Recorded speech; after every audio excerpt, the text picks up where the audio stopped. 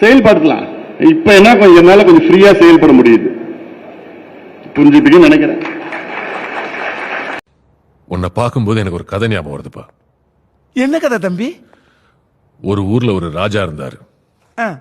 அவர் கூட இருக்கிற மனுஷங்கள்லாம் நம்பாம ஒரு மனுஷ குரங்குக்கு வால் பயிற்சி எல்லாம் கொடுத்து தன் பாதுகாப்புக்காக வச்சிருந்தாரு. 24 மணி நேரமும் அந்த குரங்கு ராஜா கூடயே இருக்கும். ஒரு நாள் இந்த ராஜா தூங்கும் போது ஒரு கொசு வந்து தொல்லை பண்ணிட்டு இருந்துச்சு.